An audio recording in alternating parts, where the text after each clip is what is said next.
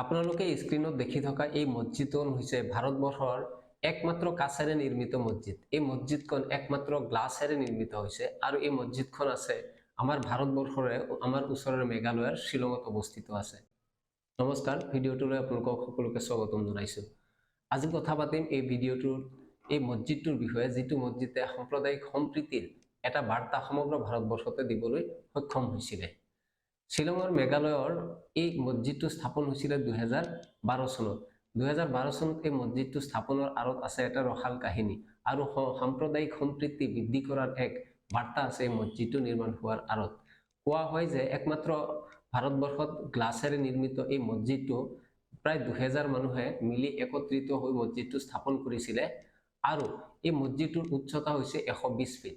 60 foot বহল মছজিদখনত 2000ৰো অধিক লোকে একেলগে নামাজ আদায় কৰিব পাৰে।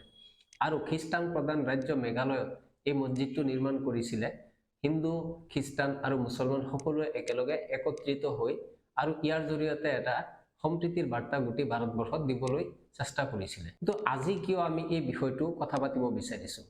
আমি বৰ্তমান দেখিছো যে উত্তৰ ভাৰতত বিভিন্ন স্থানত একাংশ মছজিদৰ তলত মন্দিৰ আছে বুলি দাবী কৰি এক প্ৰকাৰ অভিযান আৰম্ভ কৰি দিয়া হৈছে, পৰম্পৰা এটা গঢ়ি তুলিবলৈ বিচৰা হৈছে।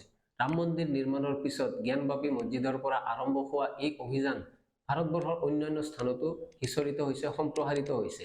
শেহতীয়াকৈ চম্বলত এনেধৰণৰ এক সাম্প্ৰদায়িক ঘটনা সংঘটিত হ'ল মছজিদৰ তলত মন্দিৰ বিচৰাৰ তথ্য বিচাৰিবলৈ গৈ। ভিডিঅ'টো আমি বেছি দীঘলীয়া নকৰোঁ। এই ভাৰতবৰ্ষৰ যি ইতিহাস, সেই ইতিহাস হৈছে উত্থান পতনৰ ইতিহাস।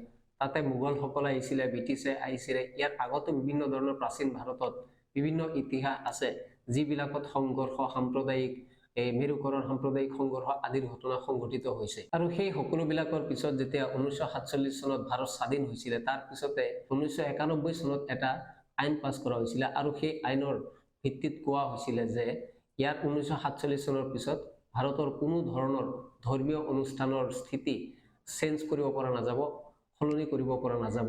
ইয়াৰ জৰিয়তে গোটেই ভাৰতবৰ্ষৰ ধৰ্মীয় স্বাধীনতা আৰু সাম্প্ৰদায়িক মেৰুকৰণৰ যি এটা পৰিৱেশ, তেনেকুৱা যাতে সংঘৰ্ষৰ সৃষ্টি নহয়, সেই উদ্দেশ্যে এই আইন পাছ কৰা হৈছিলে। কিন্তু আজিৰ তাৰিখত দেখা গৈছে যে ইটোৰ পিছত সিটো মছজিদৰ তলত খান্দি তথ্য বিচাৰিবলৈ অনুমতি প্ৰদান কৰি থকা হৈছে। ক'বলৈ আৰু শুনিবলৈ বেয়া যদিও এনেধৰণৰ ঘটনাৰ আঁৰত কিছুমান ধৰ্মীয় উন্মাদনাই কাম কৰিছে, যিবিলাক ক'বলৈ গ'লে আমাৰ ন্যায় ব্যৱস্থাৰ মাজতো এতিয়া সোমাই পৰিছে। বৰ্তমান বাংলাদেশৰ যি ৰাজনৈতিক এক পৰিৱৰ্তন হৈছিলে, সেই ৰাজনৈতিক পৰিৱৰ্তনৰ পিছত বাংলাদেশত দেখা গৈছে যে সংখ্যালঘু হিন্দুৰ ওপৰত বৰ্বৰভাৱে আক্ৰমণ কৰা হৈছে, হিন্দুসকলৰ মন্দিৰ জ্বলাই দিয়া হৈছে।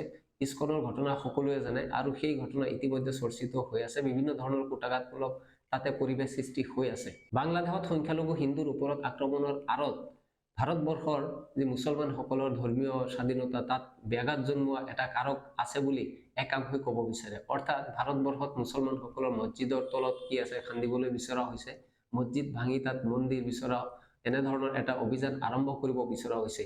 সেইকাৰণে বাংলাদেশৰ উগ্ৰ মুছলিমসকলে এক প্ৰকাৰ উত্তেজিত হৈ হিন্দুসকলৰ ওপৰত অত্যাচাৰ কৰি আছে, আক্ৰমণ কৰি আছে, এইদৰে কোনোবাই বহুতে ক'ব বিচাৰে।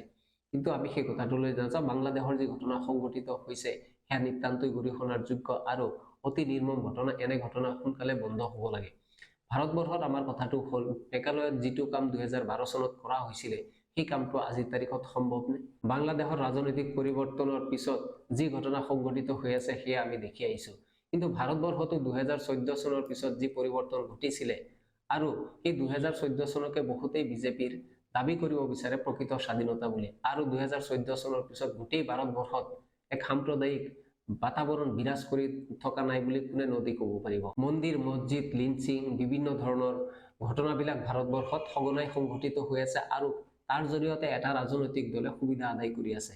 কিন্তু যিসকল লোক এইবিলাকক লৈ আনন্দিত আৰু তেওঁলোকে আনন্দত মতলীয়া হৈ আছে যে এনেধৰণৰ ঘটনাৰ পৰা বিজেপি শাসনত আছে বা বিজেপিৰ সুবিধা আদায় কৰি আছে, সেইসকলে এটা কথা মনত ৰখা উচিত যে ভাৰতবৰ্ষখন এখন ধৰ্মনিৰপেক্ষ ৰাষ্ট্ৰ আৰু ইয়াত সকলো ধৰ্ম বৰ্ণৰ লোকৰ যিমান অধিকাৰ আছে, প্ৰত্যেক জনগোষ্ঠীৰ লোকৰ সিমানেই অধিকাৰ আছে। কোনো এটা জনগোষ্ঠীৰ লোকৰ এটা বিশেষ অধিকাৰ আছে বুলি ভাবি লোৱাটো ভুল হ'ব। আৰু সেই কথাটো আমাৰ সংবিধানে কৈছে। আমাৰ সংবিধানৰ প্ৰস্তাৱনাই আৰম্ভ হৈছে তেনে এটা বাৰ্তাৰ সৈতে। ধৰ্মৰ ভিত্তিত আমি ভাৰতবৰ্ষত কি দেখা নাই? আমি অসমত নেলিকাণ্ড দেখিছো, গুজৰাটত গোদ্ৰাকাণ্ড দেখিছো, য'ত হাজাৰ হাজাৰ লোক মৃত্যু হৈছে, হাজাৰ হাজাৰ লোকক মাৰি পেলোৱা হৈছে, হত্যা কৰা হৈছে। দেশ বিভাজনৰ সময়ৰ কথা কোনে পাহৰি গৈছে? দেশ বিভাজনৰ সময়ত মুছলমানো মৰিছে, হিন্দু মৰিছে, পাঞ্জাবী, শিখ, কিমান লাখে লাখে মানুহৰ মৃত্যু হৈছে। আমি এটা কথা মনত ৰাখিব লাগে যে আমাৰ ভাৰতবৰ্ষৰ ইতিহাসত এনেধৰণৰ বহু ঘটনা ঘটিছে, যাৰ ফলত ভাৰতবৰ্ষখনে বহুত হেৰুৱাব লগা হৈছে। সেইকাৰণে আজিৰ তাৰিখত এই কথাবিলাকক গৌণ বিবেচনা কৰি, ধৰ্মক গৌণ বিবেচনা কৰি আমি মানৱতাক প্ৰাধান্য দিব লাগে। আৰু মেঘালয়ৰ এই ঘটনাটো 2012 চনৰ সেই ঘটনাটোৰ পৰাও আমি শিক্ষা ল'ব লাগে, কেনেদৰে গোটেই ভাৰতবৰ্ষত এটা সম্প্ৰীতিৰ বাৰ্তা দিবলৈ খ্ৰীষ্টানসকল, হিন্দুসকল, মুছলমানসকল একত্ৰিত হৈ এই মছজিদটো নিৰ্মাণ কৰিছিলে।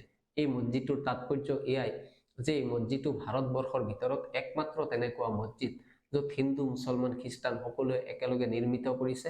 আৰু এই মছজিদটো গ্লাছেৰে নিৰ্মাণ কৰা, আৰু এই মছজিদটো হৈ আছে আমাৰ বাবে আজিও সম্প্ৰীতিৰ বাৰ্তাবাহক হিচাপে হৈ আছে। ভাৰতবৰ্ষত মছজিদ খান্দি মন্দিৰ নিৰ্মাণ কৰা, মন্দিৰ বিচাৰি উলিওৱা আৰু বাংলাদেশৰ হিন্দুৰ ওপৰত অত্যাচাৰ হোৱা, এই দুয়োটা ঘটনাই ভাৰতবৰ্ষত ব্যাপক প্ৰভাৱ পেলাইছে, বিৰূপভাৱে প্ৰভাৱ পেলাইছে আৰু জনসাধাৰণ সাম্প্ৰদায়িকভাৱে বিভাজিত কৰিছে। আমি এই ঘটনাটো, এনে চৰ্চাবিলাক চাই, সামাজিক মাধ্যমত এনেধৰণৰ ঘটনাবিলাক দেখি আজি এই ভিডিঅ'টো নিৰ্মাণ কৰিছো। আশা কৰোঁ এই ভিডিঅ'টোৰ পৰা, শ্বিলঙৰ এই ঘটনাটোৰ পৰা মানুহে এটা যি সম্প্ৰীতিৰ বাৰ্তা, সেয়া পুনৰ ল'বলৈ চেষ্টা কৰিব।